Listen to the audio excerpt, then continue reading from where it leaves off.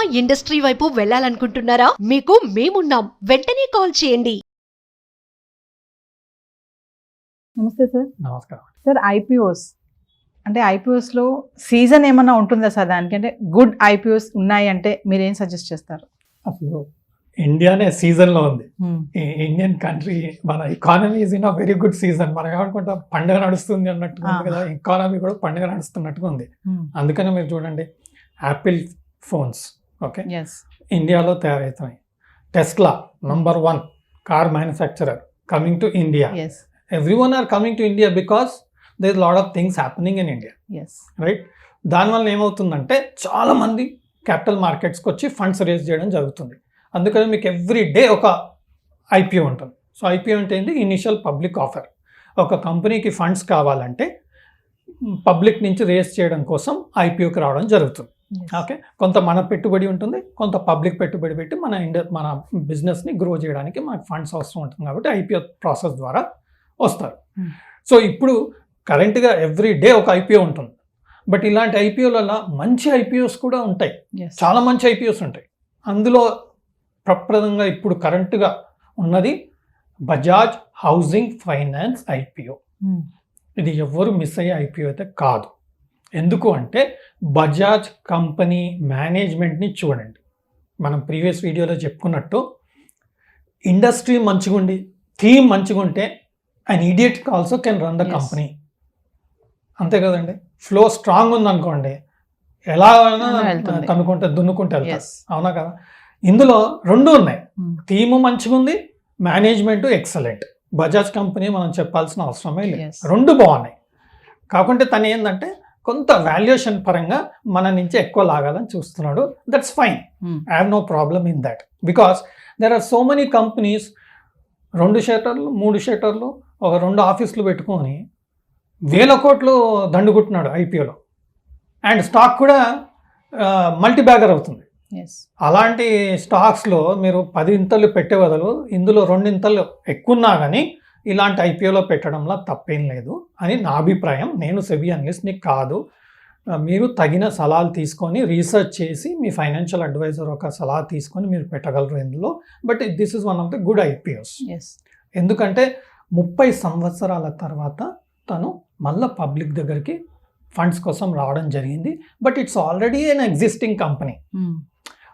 Last 3 years 4 years history చూస్తే it's growing at 20-25% compounding return in terms of profits.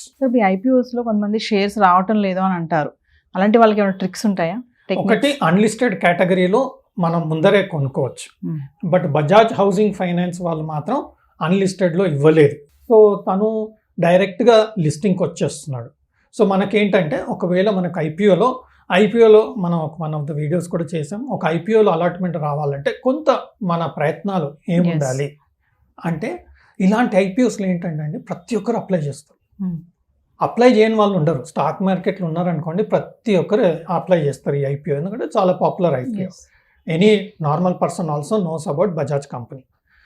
Now the point is 1 lot, 3 lots, 5 lots, 7 lots, 11 lots apply చేయాలి. ఒక్క lot 15,000.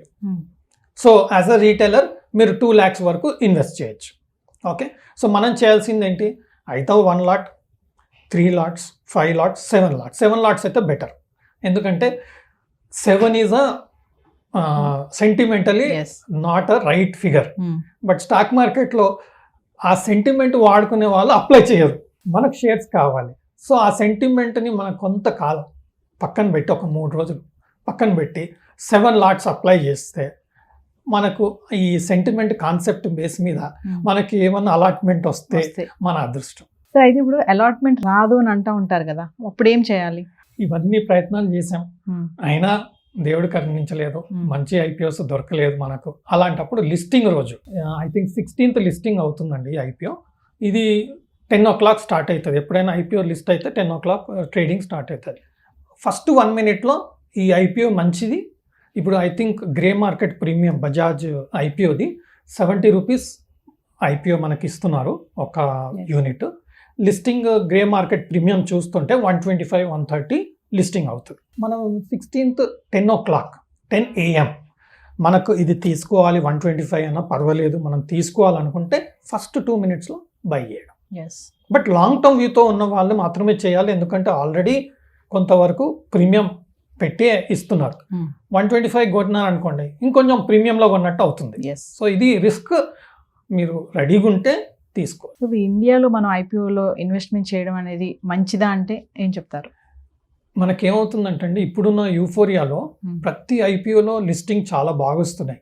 But ఫండమెంటల్గా మంచిగా ఉన్న companies ఏంటంటే euphoria ఎక్కువ ఉంది, అంటే 5 times 100 times 200 times సబ్స్క్రైబ్ అవుతుంది.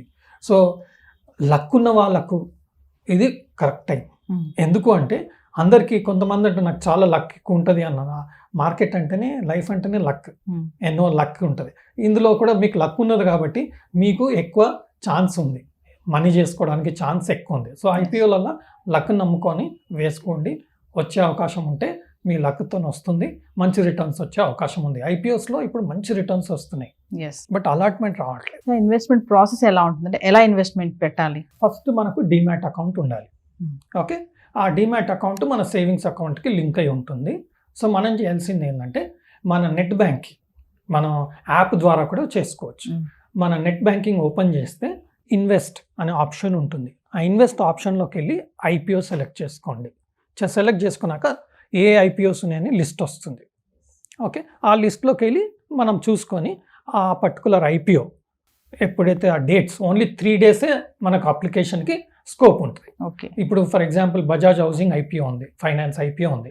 ఇది 9th 10th 11th, అంటే ఈరోజు 10th. So 11th tomorrow is the last date. So రేపు ఆఫ్టర్నూన్ లోపల మనం అప్లై చేసుకోవచ్చు. బట్ ఇంతలోగా వాళ్ళు అన్ని డీటెయిల్స్ ఇస్తారు, కంపెనీ పాస్ట్ పర్ఫార్మెన్స్ ఏంటి, వాళ్ళ ప్లాన్ ఏంటి, ఫ్యూచర్ ఏంటి, అన్ని డీటెయిల్స్ ఇస్తారు. అవన్నీ ఒకసారి చదువుకొని ఏ ప్రైస్లు ఇస్తున్నారు చూసుకొని ఆ రిస్క్కి మనం రెడీ ఉంటే అప్లై చేసుకోవడంలో తప్పు. సో మరి ఫైనల్గా చూసుకుంటే అసెట్ డిజిటలైజేషన్కి కూడా ఇది హెల్ప్ చేస్తుందా అంటే ఐపీఓస్? Yes, definitely. ఎందుకంటే మొత్తం ల్యాండ్ ఇప్పుడు మనం చూస్తుంటే properties are going to get digitized. Yes, okay, ఎప్పుడైతే డిజిటైజ్ అయిందనుకోండి, ఇప్పుడు మనం గోల్డ్ అనుకోండి, what we do when we have requirement to do some business or some other activity, we go and pledge the gold and take loan. Yes, but property విషయంలో ఏమవుతుందంటే documentation సరిగ్గా లేక, లేదంటే అప్రూవల్స్ సరిగ్గా లేక లోన్ తీసుకోవడానికి ఇబ్బంది. సో ఎప్పుడైతే మనకు ఈ డిజిటైజేషన్ వస్తుందో properties are going to be what you call viable to take loans. Yes, I'm not talking about Hyderabad or Telangana, I'm talking about all over India.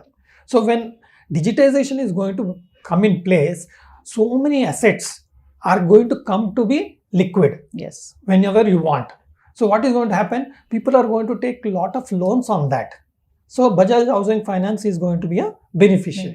Mortgage loan, yes, మనం ఏం చేస్తాం, మన దగ్గర మంచి ప్రాపర్టీ ఉంది, డాక్యుమెంటేషన్ కరెక్ట్ ఉంది, లీగల్గా ఉంది, అంత పర్ఫెక్ట్ ఉంది, డిజిటైజ్ అయింది, చేసాం, ఇమ్మీడియట్గా మనం వెళ్ళి సబ్మిట్ చేస్తాం, దానిపైన లోన్ డ్రా చేస్తాం. Right, so that is going to be huge business.